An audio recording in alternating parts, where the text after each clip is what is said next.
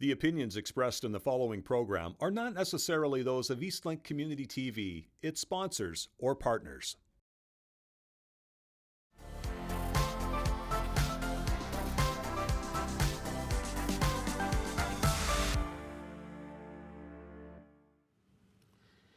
Titans of Business on Eastlink Community TV. This is the program that takes you behind the scenes of some of the region's most successful businesses and introduces you to the people who built them from the ground up. He has arrived today in sartorial splendor, the understated Doug Doucet, president and founder of RCS Construction. Great to have you on the program. Thanks for having me, Bruce. It's an honor that someone wants to actually listen to what I have to say. Well, we do. Now this jacket, this didn't come from Sydney, but you did.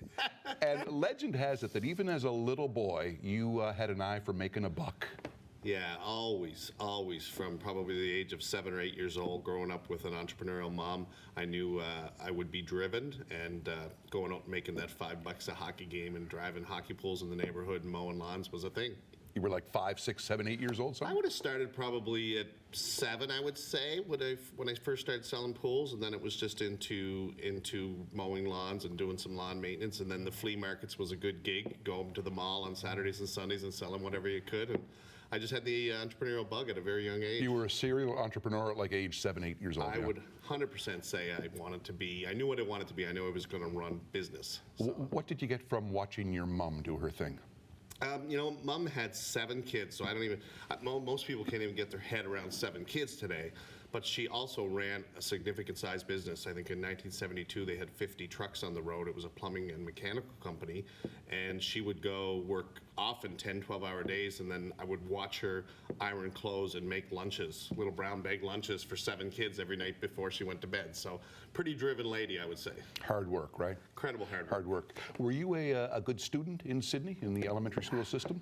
I would say average minus student, maybe. Yeah. I just did what I had to get to get by. I didn't study, but I was a smart kid because if I listened or half listened in class, I could pull out B minuses, so it wasn't a big deal. School was easy. Yeah, let's jump ahead to Acadia. You attend there, and it doesn't last long, does it? No, I think just less than 3 weeks. How come?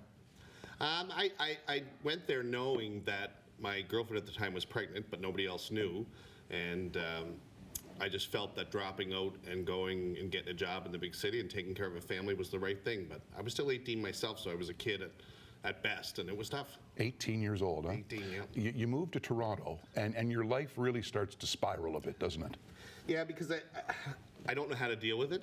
I'm 18, I'm proud, I don't want to let my mom down or my family, and I get there and things get out of control. It doesn't go real well. By out of control, you mean just doing things I shouldn't be doing. Got into a lot of stuff, a lot of drinking, a lot of getting into some crazy stuff, and it was just a time that was tough to deal with. And it wasn't until my girlfriend called on, I think it was early February, to say that she was moving. She was 8 months pregnant, and looking forward to seeing me with the nice new digs and all that. And I didn't have anything at the time, so big surprise when she showed up at Pearson. I had to tell her I had nowhere to live and I had no job, but we're going to get through this. Yeah, and you get through it by getting a job. Tell us about that. Yeah, I called an aunt who didn't want anything to do with me, and I said, hey, would you take me in and give a brother a break kind of thing, and she didn't want to, but I told her, my girlfriend was here at the airport, and we had all our luggage and her life all packed up in 3 big suitcases, and she said, yeah, you're coming to my house for sure, I'll take care of you, but you're starting tomorrow with the construction company I work for. We're looking for laborers, and you're going to site 6:30 tomorrow morning to start a job. There's a famous story about you mopping or sweeping floors at Loblaws. How do you become a floor sweeper at Loblaws? Well, it just so happened that her construction company had this big contract to keep the site clean.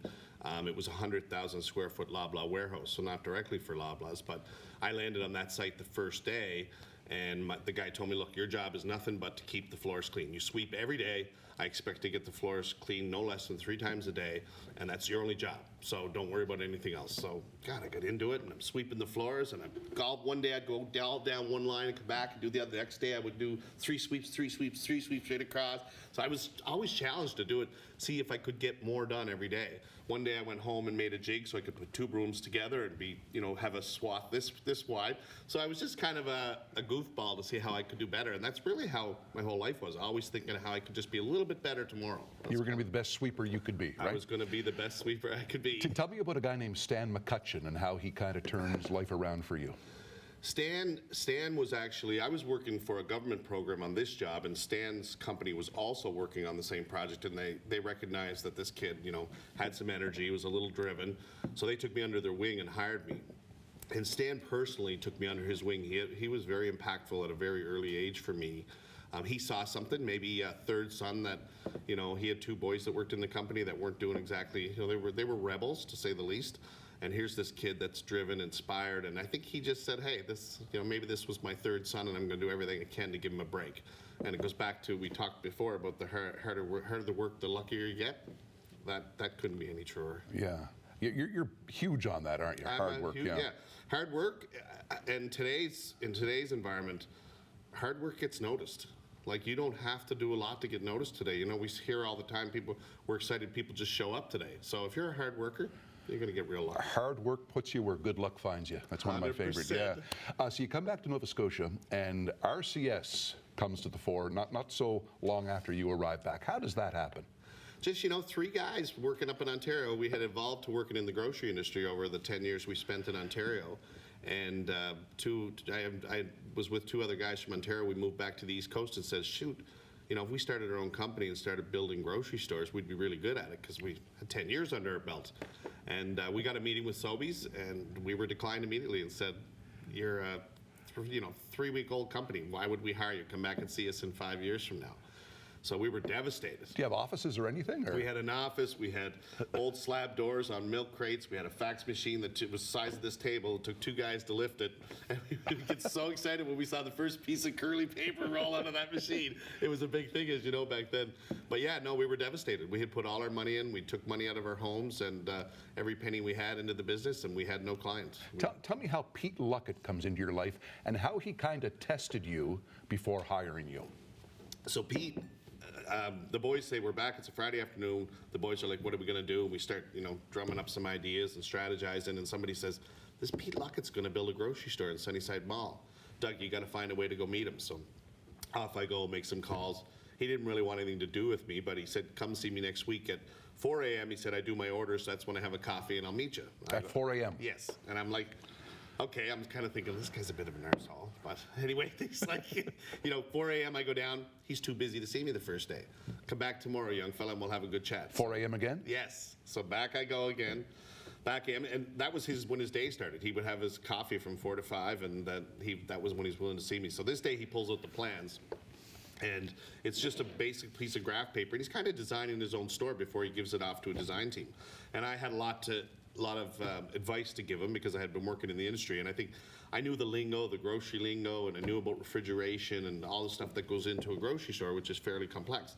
And so he was quite impressed, I think, after that meeting, and we had a coffee. I went on my way, and he called me the next day, and he said, Doug, we're going to engage with RCS and hire you to build our new store in Sunnyside Mall. That was your first big gig, right? That was our first job. Yeah. He's huge because he comes back later at a time when you want to build a Sobeys store, but you have really no money to start it up. Tell us that story. That's amazing. Well, we're knee deep into his store. We've hired some employees. It's a big job for us, and in the middle of his store, I get a call back from Sobeys to say, could you come back down and see us? And where's this Sobeys? Sobeys is New Glasgow, the head office. So they said, look, we've hired somebody from the competitive chain. They want to build stores faster, and they know you, and they want us to hire you, but I don't think you're ready. And I said, no, we've worked for Frank. We're definitely ready. If he says we're ready, we can do it. They put us on a tender for Highland Square Mall, which is where a lot of the Sobey family shopped, and they were very nervous about how a renovation would go, big renovation, working nights, day shift. And anyway, we pulled it off. We did it in 7 weeks when they said it would take 12. We went on to do another huge $5 million project next for Sobeys, and they quickly became our best client. It was a great story. But Luckett had to write you a check to make it all happen, so didn't he? That's part of the story. So when we got awarded the project at Highland Square Mall, they came out, Jack came out and congratulated us on getting the job. You know, boys, you're going to be working for us a lot sooner than I thought. But you're not bonded, obviously, so you're going to need a certified check for $210,000 in our office for Monday morning, and then you can get going. we walked out the door, and you talk about manic depression. It was like, oh my God, we're on cloud 9, and now where are we going to get, like, we can hardly pay the bills right now. Where are we going to get $200,000? And again, once again, strategizing with my partners, the boys are like, you got to go to Pete and see if he'll do an early payment. So Saturday night, tranche all down to Pete's, have a coffee with Pete, and I'm sitting, and it killed me just to ask. It was really, really tough, and I'm looking across the table, and I'm like, Pete, here's the story. Can you do something to help us? I really appreciate it. We don't know where we're going to find this money.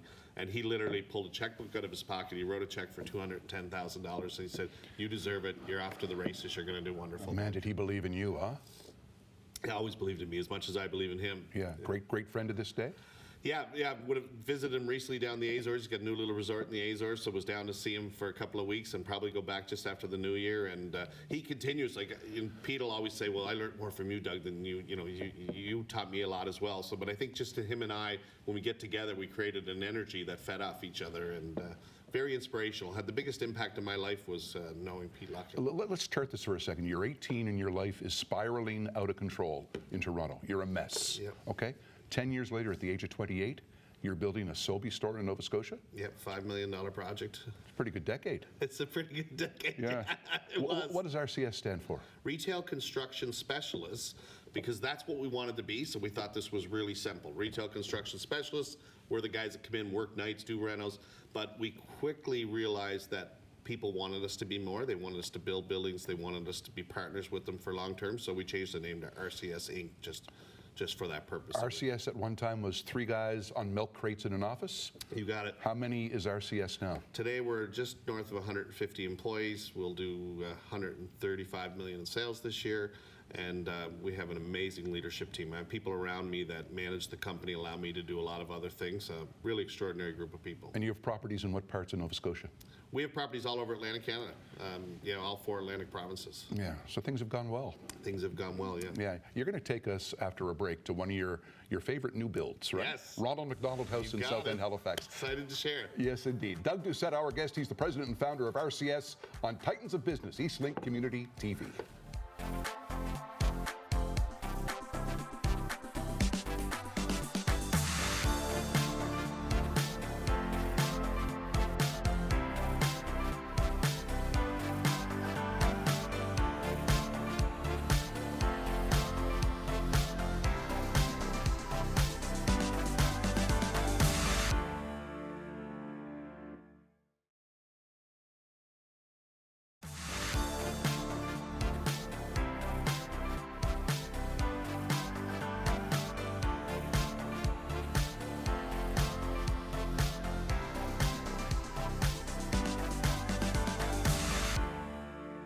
Well, as promised, Titans of Business continues from South Street in Halifax. We're taping this in November of 2023.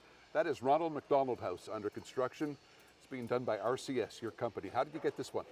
Well, you know what? The staff came to us and said, we want to be a part of this project. We've been involved in other projects like Daffodil House, and the staff wanted to be involved.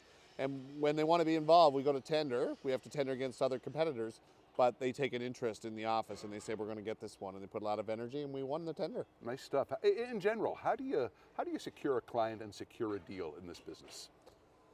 There's 2 ways, really. It's really open tender, where we go against other people and we compete. We have to figure out a way to get the best bid, or we build relationships where we construction manage. In a case like, this actually turned out to be a construction management bid in the end, where we're paid a fee to manage the project, and we go and competitively tender to the subs. So it's either a negotiation process or a tender process. For a guy like you who is really committed to philanthropy, must feel good to be doing this build, this particular one. When my staff came to me and said they wanted to do this, I was all in. Like when we did Daffodil Place, we become part of the family. Like at some point here, they'll move in and work alongside of us.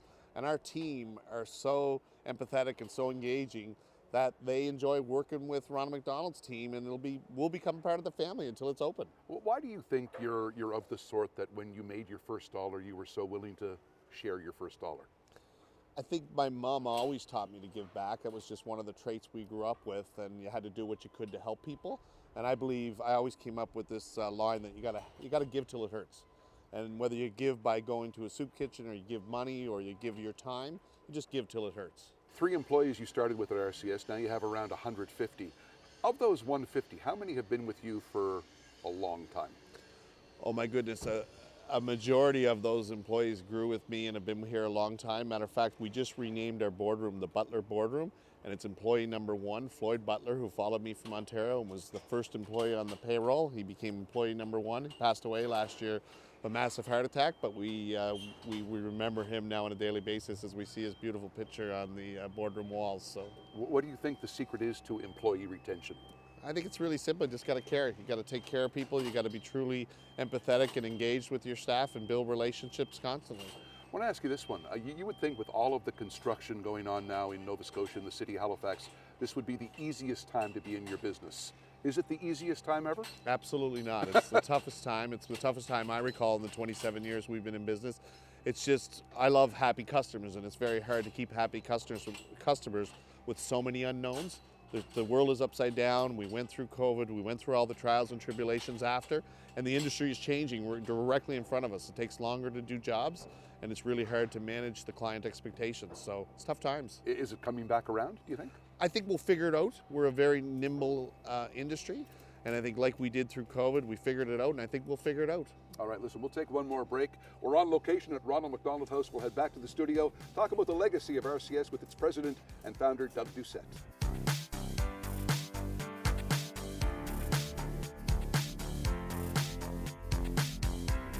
RCS is now 27 years old, so 2 years ago for our 25th anniversary, we created this memory wall, history, timeline, whatever you want to refer to it as, and it starts from the very beginning of RCS. There's a photo here of Doug with a hammer. It's literally the first hammer that he had at his first job site when he moved to Nova Scotia and started the company. The next one is a picture of his partners with his first project at Pete's Boutique in Bedford.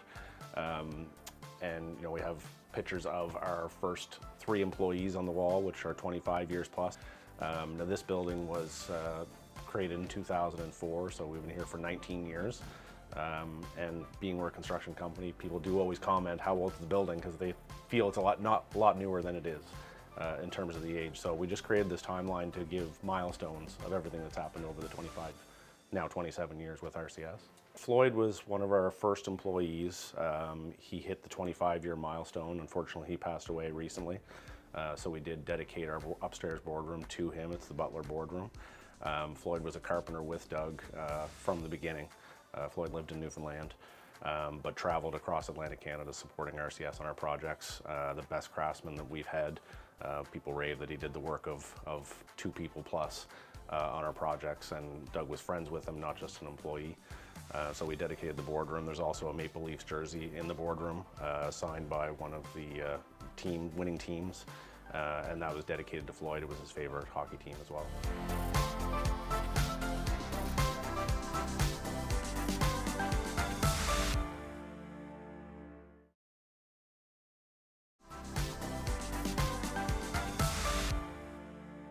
Titans of Business continues, third block here on Eastlink Community TV with the president and founder of RCS, Doug Doucet. When you were that 7-8-year-old boy selling newspapers and mowing lawns in Sydney, could you ever have imagined that you'd be here wearing this jacket talking about this big a business? I don't know about the jacket. I think that kind of grew with me. But no, yeah, 100%, Bruce. I knew at 7 years old, I knew at 8 years old. I mean, I used to tell my mom, I'll be retired when I'm 55, and that was only because I knew that was success then. That's what people wanted at that time and era. But now I'm 55 and I'm just getting started. Yeah. You had that dream even then though, didn't you? 100%. Yeah. What's leadership mean to you? Leadership is I've got a whole write-up I do on leadership that I speak to people about. Leadership is a number of things, but essentially it's doing the right thing when nobody's looking. I find the leaders in our office, and this is just a stupid little thing for me, but I find the guy that empties the garbage can when nobody's looking, or the guy that picks up the piece of garbage in the outside when he's walking in, or someone, 7 people walk by the newspaper that's laying outside at the entry door, but the 8th guy or gal picks it up. That's leadership. People that do the right thing when nobody's. That's just a crazy example, but it's a good example. Yeah. You mentioned success. You've had so much of it. What defines it for you today? What is success for you today? It's funny. Success has always been a moving target for me. I can look back at 19, probably I want to say 3 years I was in Toronto, and I was driving an old beat up car, and I saw this Cadillac Coupe de Ville sitting on the parking lot. And I said, I want that car. And I drove in and they told me how much it was, way out of sight. And I said, I'm going to work 90 hours a week for the next 6 to 8 weeks. And if that car is still there, I'm going to put a deposit on it. I did that, saved up enough money. I got the car, put a deposit on it, and ended up buying it. And to me, that was success at that time. Today, I define success by the success of the people around me. So I've got an incredible team of people, and when I see staff pull in with a new car, I hear one of my staff bought a house, that's success for me, is their success. Surrounding yourself with good people is a good idea, is it not? 100%, it's the best idea. Yeah. And it just allows you to go out and do what you're meant to do. So the sooner you have good people around you, then you can actually go out and focus on your unique ability. For me, my unique ability is client relations and relationships in general, right, with all people. What's a mistake that young entrepreneurs make that you could help them not make? Maybe it's one that you made that you can correct right now for them before they get started. I would say probably the biggest mistake I see in entrepreneurship is lack of focus. Entrepreneurs are generally people that, can sway different ways quickly. Squirrel, something goes on. And I'm that way. And I had a great partner. Did you say squirrel? Squirrel. Yeah. People that squirrel. So, they're focused on something and then all of a sudden they lose and are distracted and go over here and lose focus on this. So focus on your why. Why am I doing this? Who's it important to? How am I going to get it done? And focus on that and don't let other distractions drag you away. I have one last very big question for you. Before that, though, how's your mom, by the way? We mentioned her in the first block. She's still a Spitfire, isn't she? My mom is 89 years old. She's still, I was telling somebody the other day, she came to Halifax and we told her she has to start getting a friend driver because she's too old to be driving that distance. So she has the friend with her and I take the friend off to the side and I said, Mom let you drive? She said, she didn't let me drive. So now she has a friend with her, but she still drives to Halifax. She's got a bundle of energy. She's still an inspiration. She was a mentor for me, watching her, how driven she was as a young lady with 7 kids. And my father was a hard worker as well, but he was good with his hands and she was good with her brain. Yeah, I got a bit of both. Well, yeah. And here's the final one we ask everybody who sits in the chair you're in today. What's the biggest part of your story that you think a young person can learn from? What's the single biggest aspect?